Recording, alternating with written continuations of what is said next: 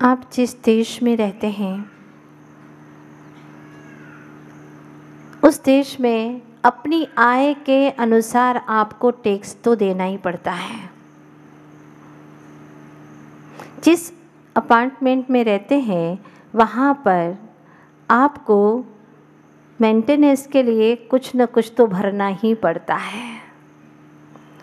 जिस हाईवे पर आप अपनी गाड़ी चलाते हैं वहाँ पर टोल टैक्स तो देना ही पड़ता है। तो आप जिन शासन में रहते हैं तो वहाँ पर आपको कुछ न कुछ तो देना ही पड़ेगा, देना ही चाहिए। व्यसन से मुक्ति, भेद ज्ञान की युक्ति, इसके दिए बिना आप जिन शासन में कैसे रह सकते हैं, कैसे जैनी कहला सकते हैं? क्योंकि आप जिन शासन में रहते हैं। जब देश में रहने के लिए सब कुछ ज़रूरी है तो जिन शासन में रहने के लिए भी आपके लिए व्यसन से मुक्ति और भेद ज्ञान की युक्ति होना आपके लिए नितांत आवश्यक है। कुंद कुंद महाराज कहते हैं, तुम सब समय हो, तुम सब समय हो। समय का अर्थ काल नहीं, काल भी इसका अर्थ होता है। समय का अर्थ आगम भी होता है और समय का अर्थ आत्मा भी होता है। समय यानी आत्मा सम्यक प्रकार से अयनम गमनम, गमन करना, अपने आप में ही विचरण करना, अपने असंख्यात प्रदेशों में ही रहना, उसी का नाम तो समय है। और जितनी भी धातुएं गमनार्थक होती हैं उतनी ज्ञानार्थक भी होती हैं। जाने के अर्थ में जो धातु है वह जानने के अर्थ में भी होती हैं। अर्थात जो अच्छे से अपने आप को जाने उसका नाम है समय यानी आत्मा। अगर आपने अच्छे से अपने आप को जाना है तो सच में तुम आत्मा हो। आचार्य कुंद कुंद स्वामी आगे की गाथा में बहुत सुंदर बात कहना चाहते हैं। देखिएगा क्या है ये पवित्र गाथा, आखिर हमें कहाँ तक ले जाती है अंतर जगत में। जीवो चरित दंसण नानठी तो तम ही समय जान, नानठी तो तम ही समय जान, पुगल कम उपदेश ठियंच तम जान पर समय। क्या बात कह रहे हैं। जीव जब चरित्र, दर्शन और ज्ञान में स्थित होता है, यानी जब यह जीव अपने ही गुणात्मक सम्यक दर्शन, सम्यक ज्ञान और सम्यक चारित्र ये रत्नत्रय के देश में निवास करता है, रत्नत्रय में स्थित रहता है, रत्नत्रय का अनुभवन करता है, तब उसको स्वसमय जानो, स्वसमय जानो। उसको स्वसमय कहा है। और जो पुद्गल कर्म के प्रदेशों में स्थित हैं, पुद्गल कमोवदेशठ्यम, जो पुद्गल कर्म के प्रदेशों में स्थित है, तम जान पर समयम, उसको पर समय जानो। स्वसमय और पर समय की परिभाषा दी है। आप लोग सामान्य तौर पर कहते हैं भाई मुझे टाइम नहीं है, मेरे पास में समय नहीं है। हाँ, तुम खुद समय हो और कहते हो कि मेरे पास समय नहीं है। कुछ लोग अज्ञानता से कहते हैं मेरा अभी समय अच्छा नहीं चल रहा है। समय खुद हो, अच्छा क्या नहीं चल रहा है? तुम्हारा विचार अच्छा नहीं चल रहा है। कर्म का उदय, अभी पाप का उदय चल रहा है, इसलिए जीव कहता है कि मेरा समय अच्छा नहीं चल रहा है। अगर समय को जान लोगे तो तुम्हारा समय अच्छा हो जाएगा। समय को जान लो और समय रहते जान लो नहीं तो अंतिम क्षण आएगा, शरीर शिथिल पड़ जाएगा, इंद्रियां काम नहीं कर पाएगी, मन भी बहुत ही शिथिल हो जाएगा। लेकिन पूजन के लिए रविवार, भगवान आपको तो हम रविवार के दिन भजेंगे। अभी समय है कहाँ। गुजराती में बड़ा अच्छा भजन लिख दिया लोगों ने। हूँ भजूं छूतने रविवारे, बाकी क्या छे समय प्रभु मारे। हूँ भजूं छूतने रविवारे, बाकी क्या छे समय प्रभु मारे। पैसो मारो परमेश्वर। अच्छा लिखा है किसी ने। पैसो मारो परमेश्वर, हूँ भजो छोए ने पल पल, बाकी क्या छे समय प्रभु मारे।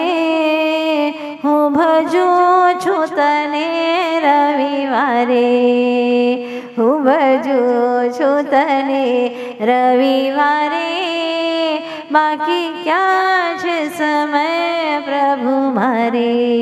हे प्रभु पारसनाथ भगवान सावलिया प्रभु, आऊँगा आऊँगा, थोड़ी प्रतीक्षा करो। ऐसे भक्त, ये भक्त की परिभाषा है।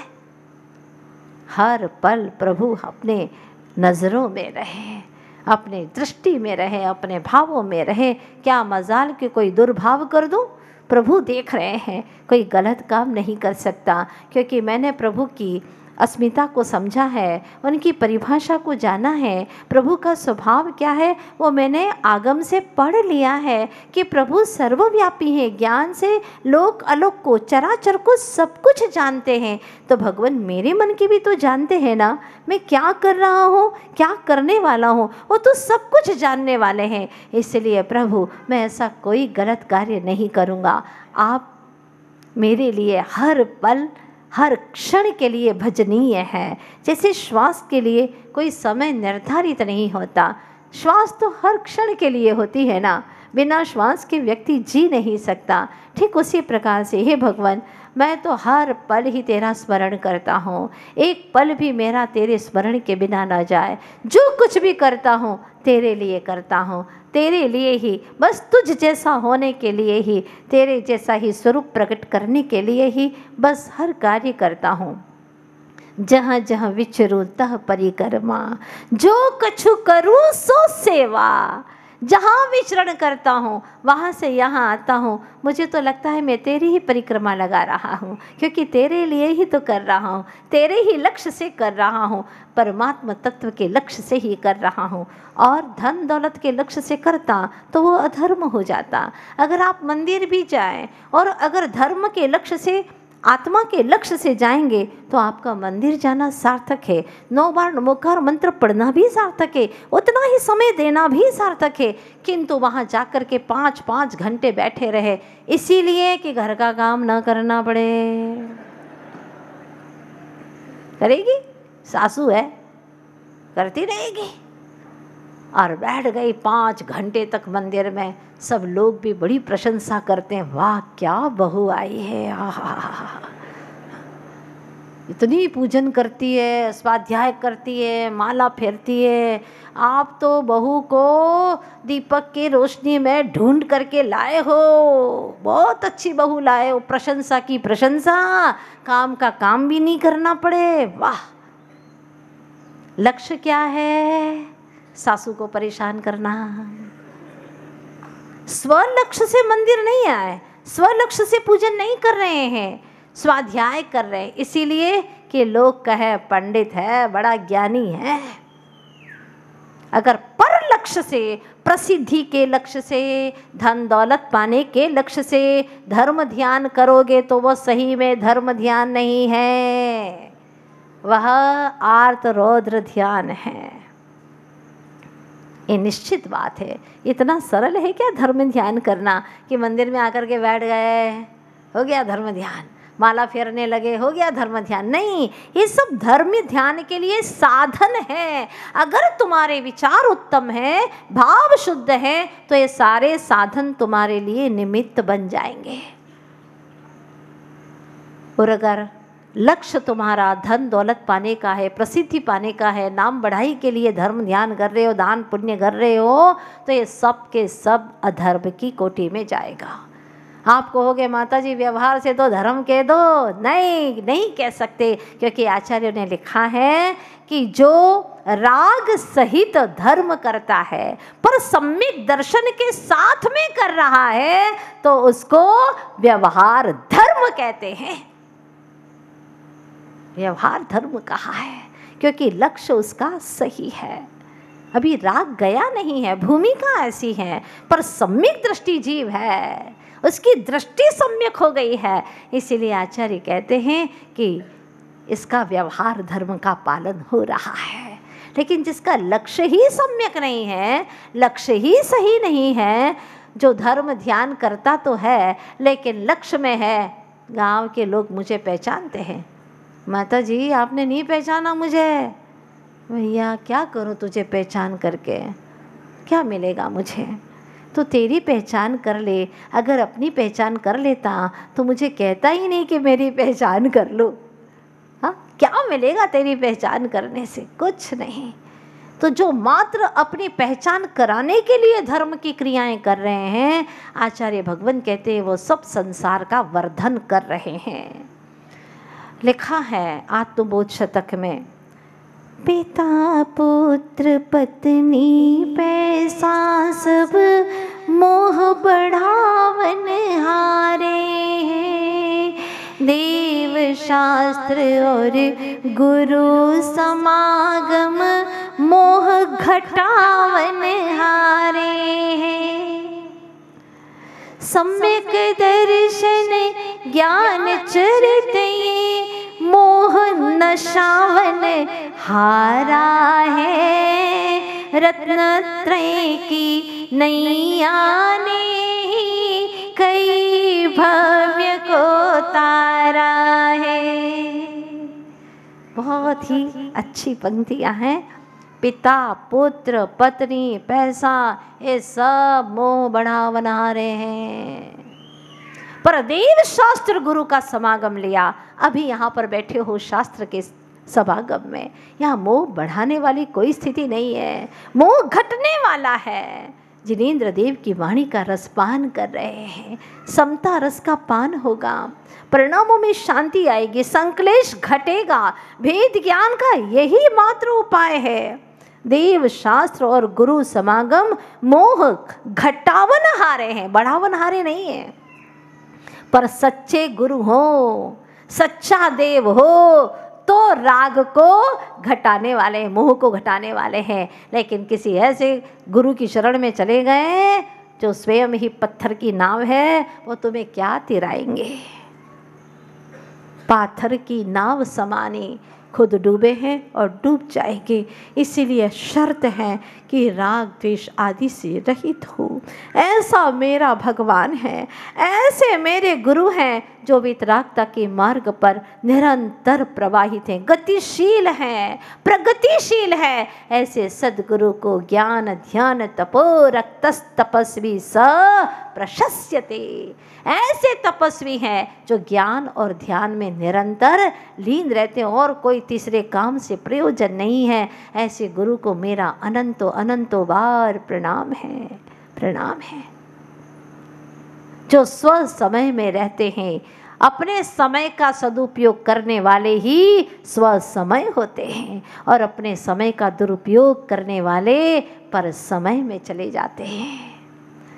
अच्छा समय, आत्मानुभूति का समय ही स्व समय है, और निंदा पुराण बाँचने वालों का समय पर समय है।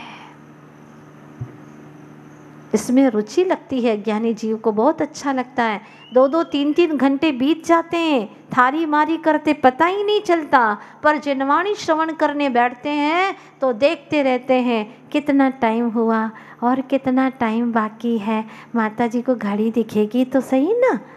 हाँ, भैया घड़ी ऐसी लगा दे ना दोनों तरफा की घड़ी दिख जाए। हाँ। और इधर उधर की निंदा करने में कितना समय निकल जाता है, कितना समय का दुरुपयोग किया, इसके लिए कोई भी उसके लिए चिंता होती ही नहीं है। पैसा बर्बाद हो जाए तो चिंता होती है कि आज 2000 की नोट नीचे गिर गई, पता नहीं कहाँ चलेगी, कौन का मुंह देखा था, आज दिन भर बर्बाद ही गया मेरा, 2000 रुपये चले गए। बच्चा तुम्हारा साबुन को ऐसे ही हाथ धोता है नल के पानी से, तो जा कर के एक चांटा लगा देते हो, मूर्ख कहीं के हैं, ऐसे साबुन बर्बाद करते हैं क्या? हाँ, बच्चा तुम्हारा गाड़ी से घूमे तो उसको भी तुम डांट देते हो क्या? ऐसे पेट्रोल बर्बाद करते हैं क्या? हाँ, समझते नहीं हो तो माँ जिनवाणी भी एक चांटा लगाती और कहती है, रे नादान, ना समझ में नहीं आता, अपने समय को बर्बाद कर रहा है, अपने अनमोल क्षणों को तू बर्बाद कर रहा है, क्या हो गया? तू पहचानता क्यों नहीं? तेरा एक एक समय बहुत कीमती है, बहुत कीमती है। अपना भव सुधारने के लिए उत्तम मुहूर्त है। ये मत देख कि नीचे गिरा हुआ मुहूर्त ढूंढ करके लाओ फिर बाहर निकलूंगा। हाँ, नहीं भैया, जल्दी निकालो, दम घुट रहा है, मर जाऊंगा।